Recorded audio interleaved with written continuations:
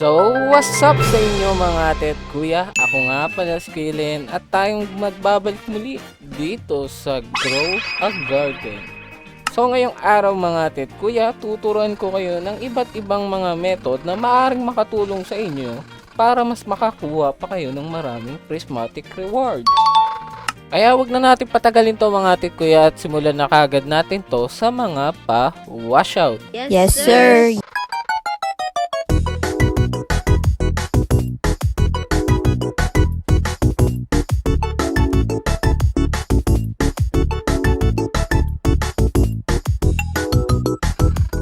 Okay mga atit kuya, umpisahan natin sa pinakaunang method, no? So alam nyo naman na si Crispy ay meron po siyang laging kinikrave, okay? So ang magandang gawin kung may craving siya, ang gagawin nyo kagad mga atit kuya is yung pinakamalaki as much as possible. Yung pinakamalaki kagad ang gagawin nyo, no? Kunyari ganyan, prismatic to pero maliit lang. So tignan nyo, pag binigay ko to sa kanya,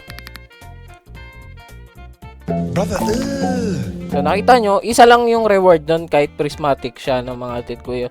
Unlike kapag gumawa kayo ng sobrang lalaki, okay, sobrang lalaki, as in yung malalaki, pag ginamitan nyo ng malalaking ingredients, malaki din kasi yung lalabas mga atit kuya ko. So kung bibigyan nyo siya ng malaki na prismatic, ay marami rin kayong reward na makukuha, okay? Okay. Ang magiging downside lang talaga nito mga atik kuya pag gagawa kayo ng mga malalaki is makikita nyo yung timer is sobrang tagal ng mga atik kuya. Kita nyo 50 minutes na kagad, tapos 83, tapos pag niluto ko na maabot siya ng 1 hour and 30 plus, no?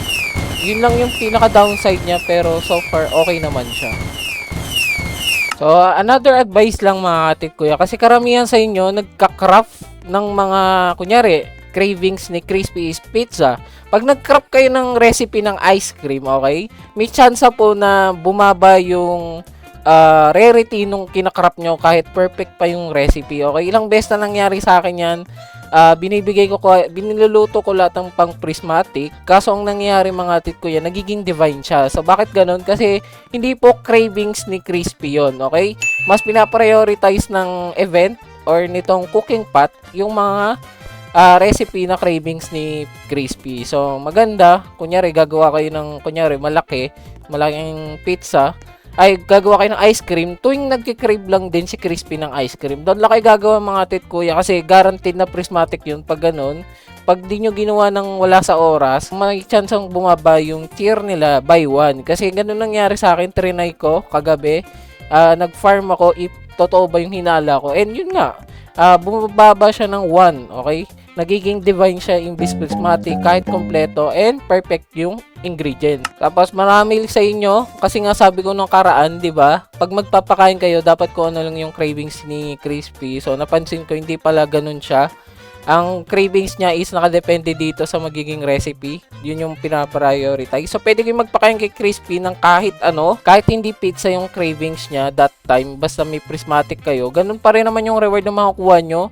Napansin ko wala naman nagbago sa akin. Nakakuha pa rin naman ako ng mga gourmet eggs. Ang ano lang talaga is yung sa cooking pot, kapag nagluto kayo ng hindi niya cravings, may chance ang bumaba yung rarity. So ito mga atit ko yung magandang example, no, sa alt ko. Nag-craft ako kasi ng hotdog kahit hindi po cravings ni Crispy ang hotdog. And ang lumabas lang kahit perfect yung binigay ko sa kanyang ingredients, divine lang. So sabi ko sa inyo, na-demote o bumababa yung rarity kapag kinakrap nyo nang wala sa cravings niya. Pero ganun pa rin naman yung reward na makakuha nyo. Huwag kayong mag-alala kahit hindi niya gusto ng hotdog ngayon. Pag pinakain ko sa kanya yan, ganun pa rin naman karami yung makukuha ko. Kita nyo naman. So dumadami yan lalo kapag mas malaki yung binibigay nyo. Puro pretzel nga lang yung nakuha ko. So, yun. Nakita nyo naman, puro cosmetic yung nakuha natin. Ito pa isa. Clean up ko din to ng tama, pero wala sa cravings. Kaya rare lang yung lumabas. Sobrang baba, no? So, pag binigay natin to, medyo mababa na yung reward na makukuha natin dito. Kasi rare lang siya.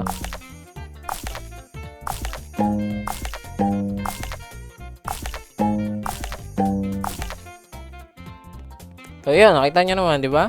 So ngayon ito yung tanong, Kuya Len, paano yan? Puro naman bomb blossom yung tinuturo mo na magandang malaki ihalo, eh wala naman kami malalaking bomb blossom tulad mo. So sa mga walang raccoon, walang kitsune, pwede po kayo mag-try nitong method na to. Okay, tuturo ko sa inyo, papakita ko sa inyo. Ang kailangan nyo lang dito mga tit kuya is Triceratops. Okay, Triceratops. Tapos lapag nyo lahat ng Tricera na pwede nyong ilapag. Then sila na pong bahala dyan, okay? So yan, kunyari nalapag nyo na lahat ng Triceratops nyo mga tit kuya. Alam nyo naman ang ability ng Triceratops na papabilis niya yung tubo ng mga nababangga niya. So ang gagawin nyo dyan mga tit kuya, gagamitan nyo po ng sprinkler yan. Yes, kailangan nyo ng sprinkler kung gusto nyo makakuha ng malalaki. Medyo mahirap kasi makakuha ng malalaki ng walang sprinkler, okay? So ang gagamitin nyo lang naman is master. Kahit isang master lang, 10 minutes na kasi yun. Tapos siguro 2 or 3 godly. Kasi ilang minutes ba yung godly? Nasa 3 minutes or 5 minutes. Di ko sure eh. Di ko tanda. Pero ang gagawin nyo lang, abangan nyo lang yung unang trike na babangga. Kunyari, ayan, 2:46 and 46 seconds.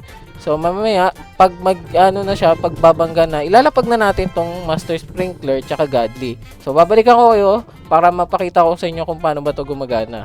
So ito na mga tit kuya, almost 20 seconds na lang yung natitira. Ang gagawin na natin mga tit kuya, lalapag na natin tong master sprinkler and yung godly sprinkler. Ngayon, ire-ready lang natin ang ating harvest tool. Okay, kukollect na natin to para lahat ng babangga ngayon is tutubo kagad. Okay, na malalaki. Paabot naman yan, so wala tayong problema kahit hindi na natin trowel. Pero pag ilalagay nyo maganda yung katabi talaga, no, para sure na tutubong malaki. So yan, babangga na. Pagkabangga, collect kagad mga tit kuya. So nakita nyo, nag-collect kagad ako. Bangga, collect, bangga, collect. Bangga, collect. Puro lang siya, babangga lang sila ng babangga dyan. Ang trabaho nyo lang dyan mga tit kuya, ang mag-collect na mag-collect gamit ang harvest tool. So nakita nyo naman, malalaki yung mga tumutubo kahit papano. Hindi sila yung sobrang laki, pero pwede na, okay? Na na sila, parang pwede na yung size nila. So papakita ko sa inyo. Nakuha ko yung mga bone blossom. So nakita nyo, may mga 16 kilograms, may 16 ulit, okay? May 12, and may 9, may 15, may 16. So hindi na masama yung kilograms na binibigay nila.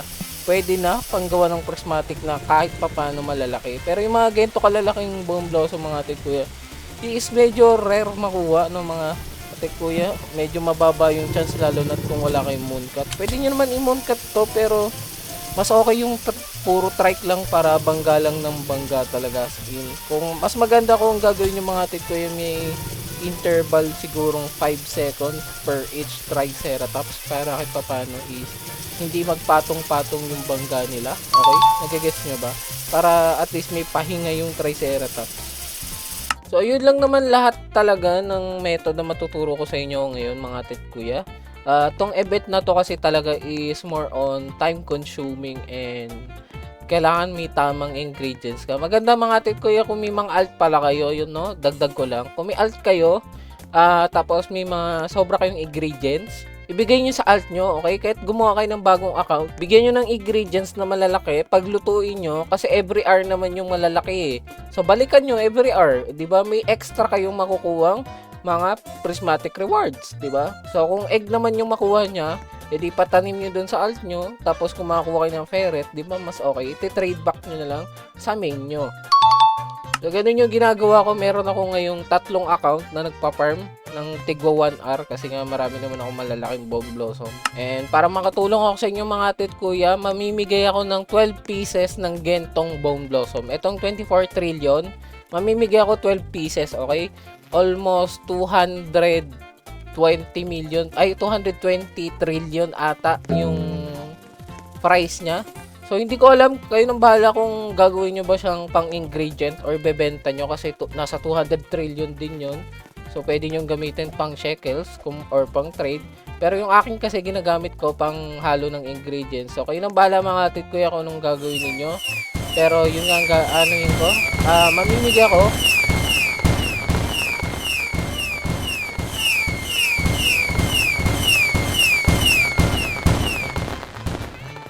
Mamimigay tayo ng 12 times nitong 24 trillion. Okay? Ang kiko-comment nyo lang mga tit kuya is #24. Okay? Yun lang. #24. Tapos, yun. Mamimili tayo randomly.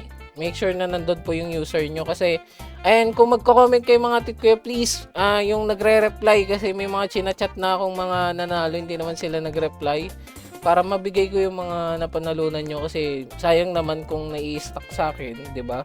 Baka i-reroll ko na lang kung gano'n, 'di ba? So, make sure kung magko-comment kayo and manalo man kayo, pansinin niyo yung pag-chat ko para makuha niyo yung rewards, 'di ba? So, hanggang dito na lang ako mga tit kuya. I hope may natutunan naman kayo kahit papaano sa mga pinagsasabi ko, no. I hope na makakuha kayo ng maraming gourmet egg para makakuha kayo ng ferret, no? Ganda ng ferret kapag pag magpapa-level 100k ng pet, especially kapag medyo mataas na yung level, kasi medyo mahirap na palibelin yung pet pag lagpas ng 60, kaya maganda yung ferret para doon, kasi every hour is guaranteed XP, especially kapag wala kayong Dilo na rainbow. Yun yung mga magaganda gamitin. So yun lang mga tit kuya. I hope na nag-enjoy kayo and may natutunan kayo sa video natin ngayong araw na mga tit kuya. Ingat kayo palagi and God bless po sa inyo. Bye bye!